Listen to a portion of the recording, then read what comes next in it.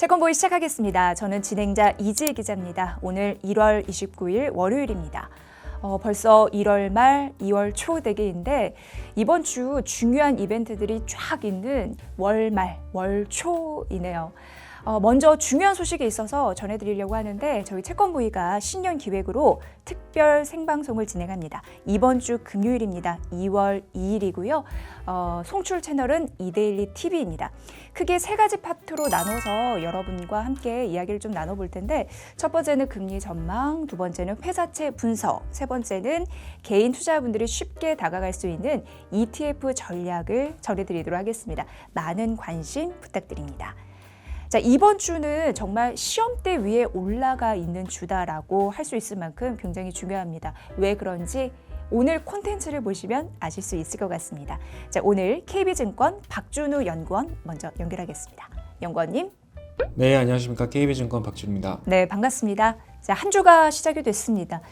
이번 주는 1월 FOMC 회의도 있고 미국의 국채 발행 계획 소식도 있고 굉장히 중요한 한 주가 아닐까 싶습니다. 자, 우선 미국 경제는 여전히 강한 모습이더라고요. 네, 지난주 작년 미국 4분기 성장률이 첫 번째로 발표됐습니다. 시장 예상치를 큰 폭으로 상회한 정기비 연율 3.3%를 기록을 했고요. 물론 이 수치는 작년 3분기 대비해서는 당연히 낮은 수치입니다. 3분기에 워낙 큰 폭의 서프라이즈를 기록했기 때문인데요. 그렇지만 저희가 미국의 잠재 성장률을 약 1% 후반대로 보고 있다는 점을 감안을 하면 여전히 미국 성장률은 잠재 수준을 상회하는 여전히 침체하는 거리가 먼 경제 상황이라고 요약을 해볼 수가 있겠습니다. 특히나 애틀란타 연은의 GDP 나우에 따르면 2024년 1분기 성장률 추정치도 3% 정도로 예상이 되고 있는 상황입니다. 이 또한 성장률이 둔화되는 추세는 맞지만 잠재 수준을 크게 상회하는 레벨이기 때문에 저희는 미국 경제에 대해서 다소 긍정적인 전망을 유지를 하고 있고 침체 리스크는 아직까지 낮다라고 판단을 하고 있습니다. 지난주에 미국이 성장률이 예상치를 크게 상회했음에도 불구하고 금리 영향은 크지가 않았습니다. 그 이유는 이번 주에 있을 두 가지 이벤트, 미국 FOMC와 재무부의 국채 발행 계획이 워낙 채권 시장의 중요한 이벤트였기 때문에 지난주 경제 지표가 시장에 미치는 영향은 크지 않았고 이번 주에 그 두 가지 이벤트를 소화하면서 금리 변동성이 매우 커질 것으로 예상이 됩니다.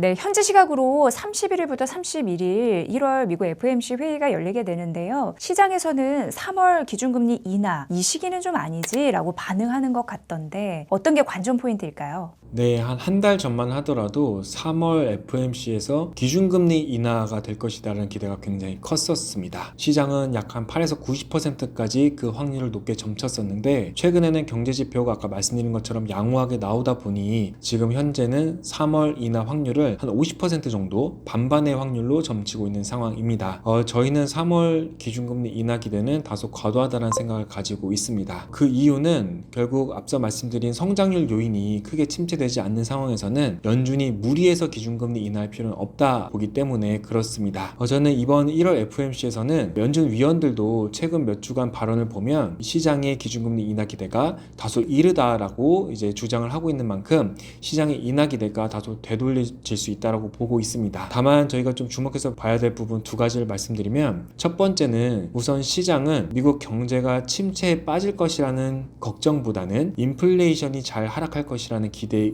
의거해서 기준금리 인하를 프라이싱을 하고 있었다는 점입니다. 다르게 말하면 연준이 기준금리 인하 기대를 다소 뒤로 미룰 수는 있겠지만 시장의 인하 기대 자체는 꺾기가 굉장히 어려울 것으로 전망을 하고 있습니다. 그래서 장기금리의 상승 압력보다는 단기물 중심의 금리 상승 압력이 좀 예상이 되는 부분이고요. 오늘 밤 좀 주목해서 봐야 될 지표는 미국 뉴욕 연은에서 발표하는 코어 PC 인플레이션 추세 지표입니다. 저희가 연준의 목표는 PC 인플레이션이라고 흔히들 얘기를 하는데 뉴욕 연은에서는 여러 가지 노이즈를 제거를 하고 추세적으로 이 PC 인플레이션이 어떻게 움직이고 있는지를 매월 발표를 합니다. 그 지표가 이번 주 월요일 오늘 밤에 발표될 예정이고요. 이 지표의 방향성에 따라서 이번 1월 FOMC에서의 톤에도 좀 영향을 주지 않을까 생각을 하고 있습니다. 네, 현지 시각 31일, 그러니까 우리나라 시각으로는 2월 1일 그 1월 FOMC 회의 결과를 알 수 있을 듯 합니다. 근데 미국 재무부의 그 분기 국채 발행 계획 소식도 그 발표와 좀 겹칠 예정입니다. 시장에 좀 상당한 영향력을 미칠 요소라고 들었는데 그럴까요, 이번에도? 작년 하반기를 돌이켜보면 사실 연준의 기준금리 정책도 굉장히 중요했지만 재무부의 국채 발행 계획이 8월 초, 11월 초에 있었는데 그때 시장 영향력이 어마어마했습니다. 8월 이후로 금리가 급등을 했었고 11월 이후로도 금리가 급락을 했었는데 그때마다 이 재무부의 국채 발행 계획이 트리거가 됐었기 때문에 그렇습니다.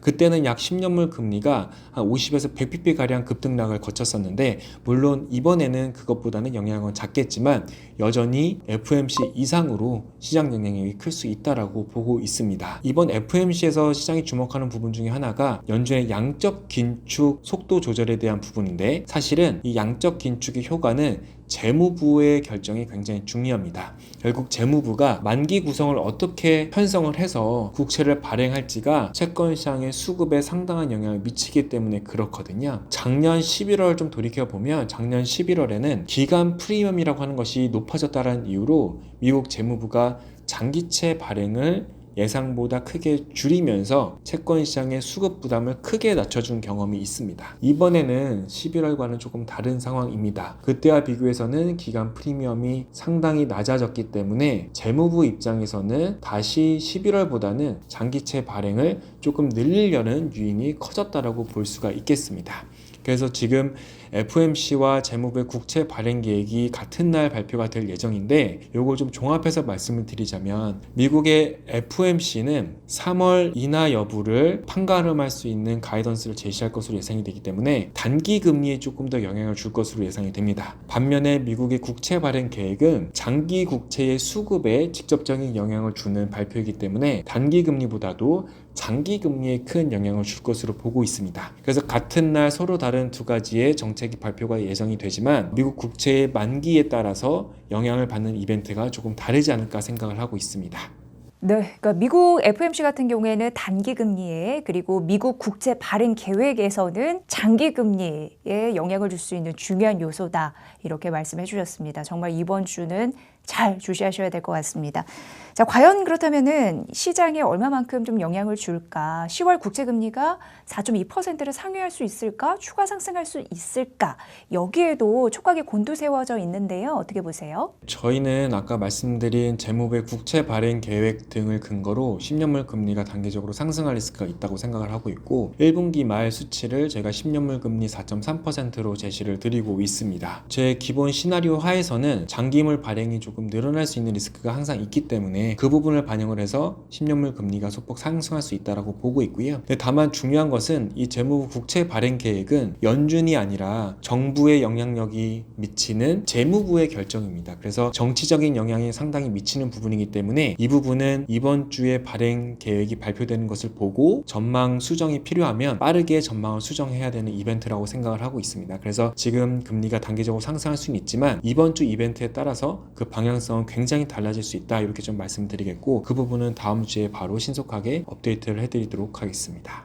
네, 워낙 이 두 이벤트가 시장에 미치는 영향력이 크다 보니까 시장의 변동성 또한 이 두 이벤트의 결과에 따라서 커질 것 같다라는 생각이 듭니다.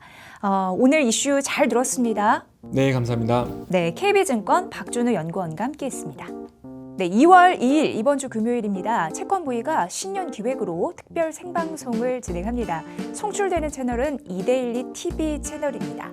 크게 세 가지 파트로 나눠서 금리 전망, 회사채 분석, 그리고 개인 투자분들이 쉽게 다가갈 수 있는 ETF 전략으로 구성했습니다. 각계의 분야의 전문가들을 모시고 이야기 나눠볼 테니까 여러분 많은 관심과 시청 부탁드립니다. 그리고 이 세 개의 파트로 나뉜다고 말씀드렸는데 각각 채권 부의 채널로 다시 재편집해서 올려드리니까 이것도 많은 조회 부탁드립니다.